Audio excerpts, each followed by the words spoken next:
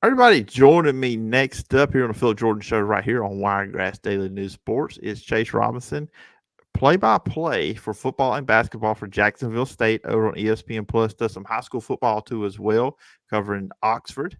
So they had a good season as well. Of course, us Yes. down here, we had a good season with Dothan. So good high school football. We know what that looks like, both of us. But Chase, I appreciate you coming on. Yeah, man. Really appreciate you having me on, Philip. This is gonna be fun. Oh yeah, absolutely, absolutely. I am trying to get all the in-state schools covered with bowl season. Of course, the only in-state school that's not going to a bowl game was UAB. So we got good stuff here from the state of Alabama when it comes to bowl season. Yeah, and I love that. I love the fact that we have so many in bowl games, and I mean that just shows the level of football here in the state of Alabama. Yeah, absolutely, absolutely, and I'm sure Trent Dilfer is going to get that thing going well up there at UAB at some point too as well. Now, before we jump into Jacksonville State and just kind of talk about the team and the bowl matchup with Louisiana this Saturday, just for you, how long have you been doing the play-by-play over at ESPN Plus for Jacksonville State? Yeah, so it's a lot of fun, and about 4 years ago, I guess, is when it all really started of the partnership with Jacksonville State and ESPN Plus. When Jacksonville State was in the OVC, they had the OVC Digital Network for a long time, and that's where all the games were, and they just kind of used the radio feed to do those broadcasts. But when ESPN Plus came 4 years ago, they wanted some local talent on there, and so Mickey Shadracks and myself, we do the games, and Mickey's been broadcasting in this part of the state for 30 years or so. Gerhard Mathigani, who's now down in Mobile, he was part of our uh, kind of rotation as well. But yeah, 4 years ago they called on us as kind of the local sports broadcasters to do these games, and I've seen some really great football games, and really great basketball games while in my time there at Jacksonville State. And I'm from right outside of Jacksonville. Went to school there, so to be able to broadcast the Gamecocks is a lot of fun for me. So I'm going to ask you, and I don't mean this as a joke. It will come across as that to a degree, but has anybody ever asked you is how is it to live in the state of Florida? Yes, and there's especially I'll see people, whether it's you know SEC media days or something like that, where people are not really familiar with it, and they'll say that, and I have to correct them quickly. But yeah, if you're not familiar with group of five football or FCS football, and even if you are, I think the big misconception is it's Jacksonville, Florida. And actually, a couple of years ago, it was Jacksonville State and Jacksonville in the ASUN champion or the ASUN semifinals of basketball, and I was doing that one, and that was a lot of Jacksonville. It was almost hard to call that game with both teams having Jacksonville in their name. Yeah, there should be a rule against that in that situation. Yes, and there should be, but yeah, a lot of people big misconception on and even with Jackson State because they go by JSU. Jacksonville State for a long time went by JSU. Recently changed the logo and everything to Jack State to separate themselves because when Dion went to Jackson State, Jackson State went on the map. People started saying JSU. Well, now there's confusion between Jacksonville State and Jackson State with JSU. So, yeah, there's a lot of confusion. Jacksonville State now kind of goes by Jack State instead of JSU, but Jacksonville University goes by Jacks as well. Yeah, there's a lot of confusion there for sure. The only reason I asked that question, I have a friend of mine who went there for a little bit, I believe, and did his brother played there. So, and he always, whenever he brings that up in conversation, I know what he's talking about. As a guy that covers Auburn, I know about Jacksonville State. I know they're in this state and the football program stuff like that. But then other people are like, "Oh, he played down in Florida in college." He's like, "No, no, no, no. That's in Alabama." But yeah, so that is the main reason I asked that question. Oh, you're one in the FBS, very successful 8 4. And here's the thing, Chase, that got me all year. Everybody was talking about James Madison, why they should be playing in postseason. man, nobody was giving respect to Jacksonville State when it comes to that conversation, but they do get in because of the lack of bowl teams. Yeah, and you go back to when this announcement was made a couple of years ago that Jacksonville State was going to move up to the FBS. And even in the preseason this year, if you had told me Jacksonville State was going to even be eligible for a bowl game and the number of wins, I wouldn't have believed you. I mean, it's a big step up. So the fact that we're talking about Jacksonville State playing in the New Orleans Bowl Saturday is incredible. And for those of us who have been around this program for a long time, who went to school there, it's amazing to see where this program is because again, for a long time we thought this would never be the case, that Jacksonville State would never be in the FBS. That wasn't probably even an option.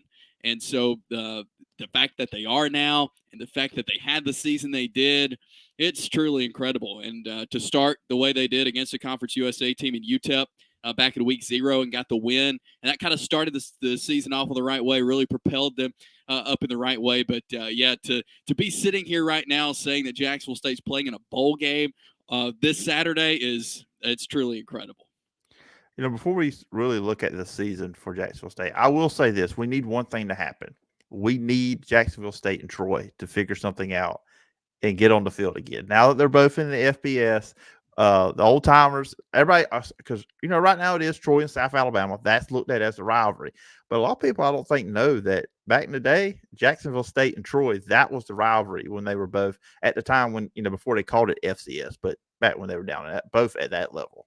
Yeah, it was a huge rivalry, and like you said, a lot of the older fans still despise the Troy Trojans, and it's funny because a lot of people in school now, or even who've been at Jack State recently, don't really understand that rivalry. But again, a lot of the older fans do, and I'll say I don't think it's going to happen anytime soon.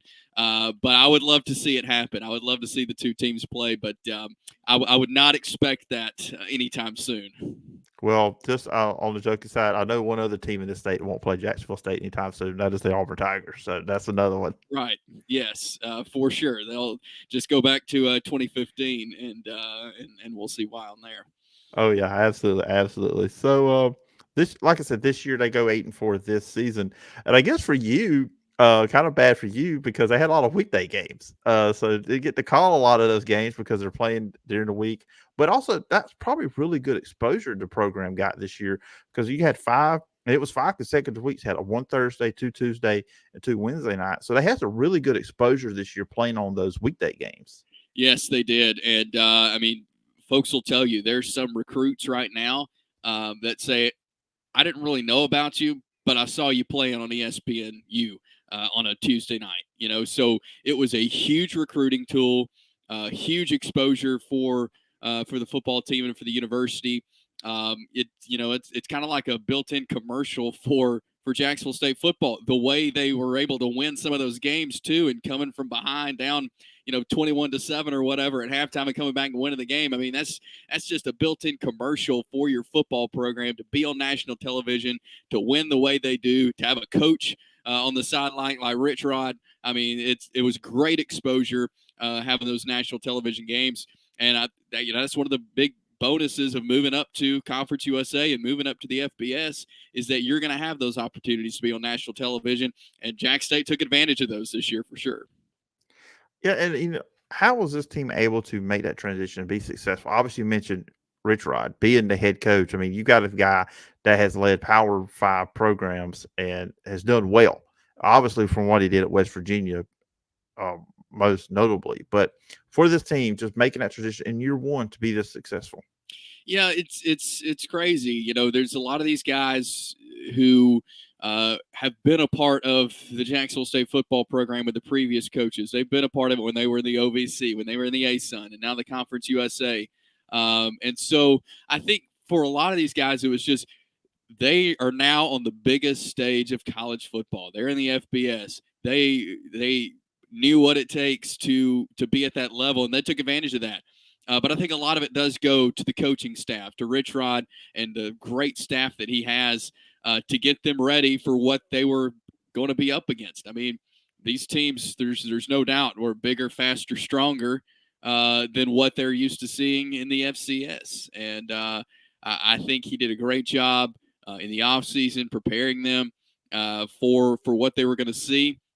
But these guys just bought into it from day one to this transition, knowing that they're going to be the foundation for Jacksonville State football in the FBS, and they bought into that, and they've laid a great foundation for what Gamecock football is going to be about. But credit the coaching staff and the players for buying in, and really some great talent on the field as well. Some guys who, have made a name for themselves now, but definitely could have been on the roster at bigger schools, but chose to stay and chose to buy into what Jacksonville State was doing. Looking at this team offensively, and if people have forgotten what a Rich Rod offense looks like, it's going to run. They're going to run the football with the quarterback and the running backs. They are fifth nationally in rushing yards per game this year, 232.3. Running back Malik Jackson, he's one of the best in Conference USA, 7 touchdowns, 860. But the quarterback Zion Webb, 638 on the ground, and he has had to split some time, with some other quarterbacks, but just his play this year. What has stood out to you the most? He's a seventh-year senior, so he's been around a while, and he's got a lot of experience, and he's struggled being healthy the last few years. He has struggled with injury. So this year he came out, and I felt like, especially at the beginning of the season. Now he struggled with some injuries mid-season, came back. And was good the rest of the year, but starting out the season, you could tell he was finally 100%. Like, this is the Zion Webb that we've been waiting to see the last couple of years because he's healthy, and he's got great legs. He's a great decision maker and a great leader for this team. And I know there were some other quarterbacks on the roster. We saw Logan Smothers throughout the year as well, but you could tell Rich Rod wanted to utilize Zion Webb and wanted to give him every opportunity he could, because that's the kind of quarterback that fits in Rich Rod's system. You mentioned he's going to run you and run you and run you. He's going to have 5 or 6 running backs on the field. He's going to have a quarterback that can run, and Zion Webb fit that so well. You think back to West Virginia and Pat White and some of the other quarterbacks that Rich Rod has coached. Zion Webb kind of fits that. He's that kind of running quarterback. He can throw the ball as well, but he's really dynamic on the ground. And I think we finally saw this season the Zion Webb we were waiting to see, who was healthy for the most part. Again, he did struggle with some injuries, but who is really a dynamic playmaker. And that really helped the Gamecocks throughout this season. Yeah, I was about to mention Pat White, before you mentioned it, because when I think of West Virginia, with what they did, the best they were at quarterback was with Pat White and what he was able to do, because he was really good passer. I mean, everybody remembers how good of a runner he was, but he also had that ability to beat you with his arm. And Zion Webb's that kind of player too, as well. Yeah, he is, and he has a great arm and great receivers as well. And they were about 4 or 5 guys going into the season. We knew there was 2 good receivers for this Jacksonville State team, but man, some guys really stepped up at wide receiver as well this year. So there was 4 or 5 guys who at any given time could make a play on the ball, and I think that was big as well for Zion, having some good targets to go to. And defensively, one if not the best defense in Conference USA this year. First in points allowed at around 20 points. Second in yards allowed. First in sacks. That's led by Chris Hardy with 8.5 on the year. He's had 3 games with 2 sacks or more. Just the defense. How have you seen this defense this season? Man, they're incredible. They're so fast. Credit Zach Alley, defensive coordinator. He is one of the youngest defensive coordinators in the country. He was the youngest when he was the DC at Louisiana Monroe. Rich Rod brought him from Monroe to Jacksonville when Rich Rod went from the OC to head coach at Jacksonville State. So Zach Alley he's kind of you want to say a veteran defensive coordinator, but he's only 31 years old. He's a younger guy, but he's really smart coaching the defense. And he's had these guys ready to go every week. Great game plan, but just a lot of speed on this defense. And, some you look at them and you look at them on paper, you see them on the field. They're not big. I mean, they were outsized in every game this season, but yet they were still able to make plays and do what they did. 7 takeaways in the first 2 games. They forced 7 takeaways. And I mean, That was a great start for the defense this season, and they really kept that up throughout the year. But they kept Jacksonville State in a lot of these games. In a lot of these games, like the South Carolina game. I mean, they kept him in there against Coastal Carolina against a really good Grayson McCall, quarterback there at Coastal Carolina. They held him at that point of the season. He hadn't been held to the yardage that they held him to. So Jacksonville State's defense was kind of a catalyst for this year. We talk a lot about the offense, but the defense kept them in a lot of these games and helped get the wins that they did. I was super impressed with the defense and again, undersized in every matchup, but they got the job done. Yeah, I'm just gonna throw this out there at you. I know earlier they played Liberty and lost 31-13. Had they been able to play in that game, do you think it would have been a different outcome, different game than it was the first time? Uh, I don't know. Liberty's good. Yeah. They're really good, and their quarterback was able to do things to Jacksonville State's defense that no one else could do this season. And so, just the way they are dynamically on offense, I mean, Jacksonville State turned the ball over several times in that game, which really hurt them. But that was a super fun game on a Tuesday or Wednesday night or something. But that was a really fun game, and it was fun to see Liberty come to Jacksonville State, play under the lights, and that was a great matchup. So this week, the New Orleans Bowl, which you basically, I guess, you're going in Louisiana's backyard. You're going into their state to play them. It is 115 over on ESPN Jacksonville State. Right now is listed as a 3-point favorite. 57.5 the over under. Louisiana struggled the last month of the season. There was a point during the year I thought I was looking ahead about midway of the year. So, okay, they're playing Troy. That could be a big game for Troy. That could be a stumbling block for Troy trying to get back to some championship game, which it was a good game those two played. But Louisiana struggled toward the end of the year. They weren't good against the run either. I think giving it like 190 a game the last month of the season. When you look up this matchup with Jacksonville State and Louisiana, what sticks out to you? Well, you just said it. Their kind of inability to defend the run, and that's Jacksonville State likes to expose people who can't defend the run. So you know that that's going to be a lot of Jacksonville State's game plan is just run it, run it, run it, and so I think that's one of the major things that sticks out to me about this game. But they do have some playmakers.